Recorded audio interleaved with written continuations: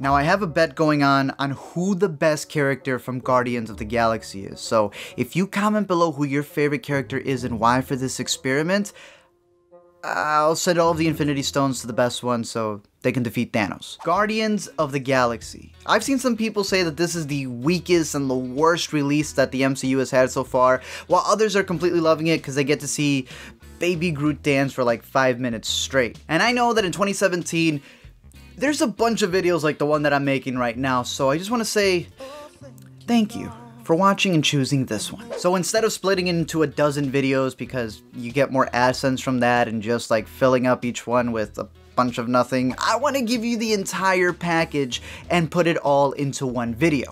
So let's go. I like the first one better. I'm not saying that the second one is complete garbage. I understand why people dislike it. I understand why people like it, and that's awesome. I just think that the first one felt a lot more fresh when it came to these characters and the style in the first movie that we didn't have in the MCU. Now it feels like they're banking off of what they have, which isn't a bad thing, but it's sort of like they know that if they put classic rock songs, a majority of the audience is going to be able to sing along, and they'll be happy because they're classic rock songs. You have Baby Groot.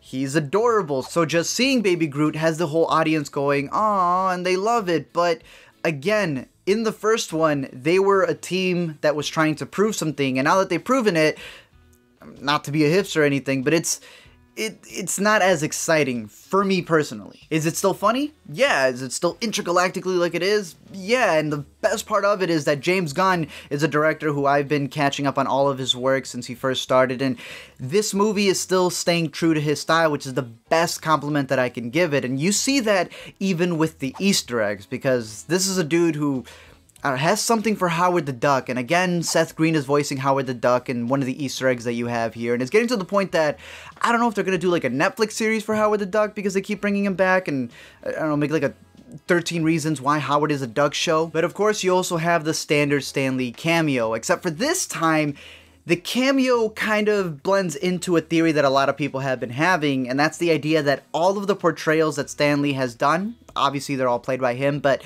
that all of the characters are all one person known as a Watcher. And what's crazy about this cameo is that the dude is literally chilling with a bunch of Watchers, kind of insinuating that maybe he's one. And for those of you who don't know what a Watcher is, they're pretty much these beings that come from an ancient civilization that have the powers over time and space, yet they never intervene with anybody. They just watch, observe, and record knowledge, which is why it's funny that they have been doing that for millions of years, yet they get bored with Stan Lee's stories, which the more MCU movies that come out seems to be the case for a lot of people too. But even though Stan Lee doesn't have a big head like the Watchers do, he does bring up the fact that he was a FedEx worker, which is what we saw in Civil War. So he's kind of alluding to the fact that this FedEx worker is now an astronaut, and kind of alluding to, hey, maybe that theory still stands, that he is connected to all of these characters. Does it make a difference and affect our lives? Not really, but it's cool to speculate. Gunn also loves adding his own personal Easter eggs in there. Like, we know that he loves casting his brother, but he even brings back his parents to cameo in a scene where the worlds are being destroyed. But what I would say is the best one is the fact that this dude switched the birthplace of Quill from Colorado to Missouri, because that's where your boy James Gunn is from. Like, if that's like the coolest thing that a director can do, because if I was directing a movie, everyone would be from Chicago, and they'd all be Cubs fans. One thing that did make me laugh, and it was something that I noticed that a lot of people in the theater didn't catch, but there's a series of references that they're doing to Rocket, one of them being a reference to a subreddit, a meme that happened on Reddit calling raccoons trash pandas, which then leads to them making fun of Rocket Raccoon and calling him a fox, which leads to one of the best PG-13 wordplays that I have seen in a long time, and that is when Nebula is yelling at them, telling them don't you know that I'm the one who rescued you guys, you stupid fox? And it's like, whoa, that was very on the nose. Like, I was surprised at how many times they said the nickname for Richard in the movie, and I laughed every time, but we're talking like middle school Sofa King records here. Moving on to the credits, this is where that Gunness comes in, because as fans we're so used to wanting a post-credit scene, nay, expecting a post-credit scene, that when we don't get one, like, people flip out and there's riots and all these crazy things happen. But sometimes you get those special post-credit scenes, like when Deadpool decided, I'm going to put my post-credit scene before the movie Logan even starts, and you're like, that's genius. Gunn is like, I'm going to up it. Instead of just having 1 or 2 or 3, I'm going to have 5 freaking post-credit scenes. And he didn't say the word freaking. So legit, don't get up until the lights come on, because even if you're just waiting for the post-credit scene, they have little Easter eggs and like little cool things that they do with the credits. For example, there are moments where they omit lines and they substitute them with the phrase, I am Groot. And then it is translated to whoever the crew member or the organization is that they're trying to credit. They also have these like dancing blobs that are floating up, which have characters from the movie, but also have cameos of Jeff Goldblum's character, who's going to be in Thor Ragnarok. They also bring back David Hasselhoff, who was in the movie earlier, and Howard the Duck again. But now, extreme spoilers, because I'm about to break down everything that happens in the ending in 3, 2, 1, like saying that Yondu's dead. One of the best parts in the movie, I would say, was that realization that Quill has where he goes, oh yeah, he may be my father, but you're the dad who actually raised me. And you can go back to the first Guardians and realize he wasn't actually a bad dude. And what was beautiful is the fact that not only does he sacrifice himself, but he even gets that ceremony / funeral that he wanted from his squad. On the flip side though, the real Papa Quill, turns out that this man's a planet that not only had like the same evil plan that Ultron had, but this man put a tumor in Mama Quill's brain.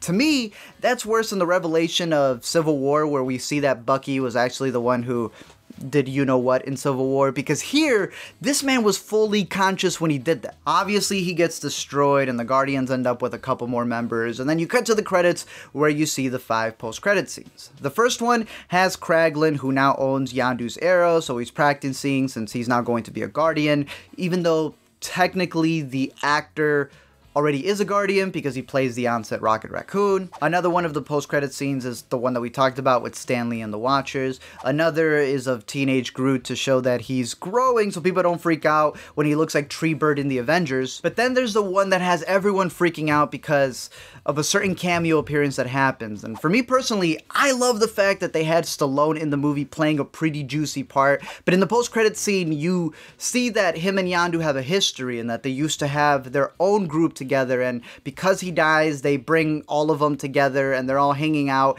and it's interesting to see who voices and is portraying some of these characters, because you have Ving Rhames portraying one of them, you have Michelle Yeoh from Crouching Tiger, Hidden Dragon playing another, Smallville Lex Luthor is voicing a character, and even Miley Cyrus is a voice actress for one of them. What's crazy is that these guys are actually a reference to the original Guardians of the Galaxy way back when the first comic run happened, and James Gunn said that he wanted to bring them back, so they may be pivotal roles in the third Galaxy movie, which will be really interesting to see Hannah Montana and Rocky Balboa teaming up. Finally though is the most important one, because this one goes with my theory of how I believe we're going to dive into the future of this universe, and most specifically how Thanos is going to die, or who's going to kill Thanos, because that's obviously where everything is headed to, and I personally believe that since Thanos has a major role in Guardians of the Galaxy, the first one, it has to be somebody from this series. And what we see in one of the post-credit scenes is that the golden character of Aisha has this birthing pod where she's trying to create a being that's even more perfect than her, and she ends up calling him Adam. Now, Adam Warlock is a huge pivotal character in the comics who plays a big role in taking down Thanos. He, to some, is even considered the savior, the messiah of the MCU, and there's literally an incarnation of him that was inspired by Jesus Christ Superstar. So in my opinion, I think it's going to be Nebula who finds a way to kidnap or team up or work with Adam Warlock to be able to kill Thanos. And I know that they have been saying that, oh, Adam Warlock's not going to be in Infinity Wars, which they lie, and also, who's to say Thanos doesn't survive Infinity Wars and maybe he dies in a later movie? But 2, like I said, I think that it's going to be someone from Guardians of the Galaxy from this series that kills him, because this is not only where he's had the most screen time, but I think they're going to go the emotional route. Nebula has pretty much become the Arya of this universe, and she wants that revenge, and I think it would be better to see that emotional route, to see her get the revenge that she wants, as opposed to just having yet another heroic moment for the main Avengers that we already know. Could it be that it ends up being a completely new character who does it? Maybe. It might even be Stan Lee, which, if they end up having Stan Lee just come out at the end of the series with this doodle bob-like eraser, erases Thanos and then just faces the camera, that would be the sickest ending, and I would be there day one.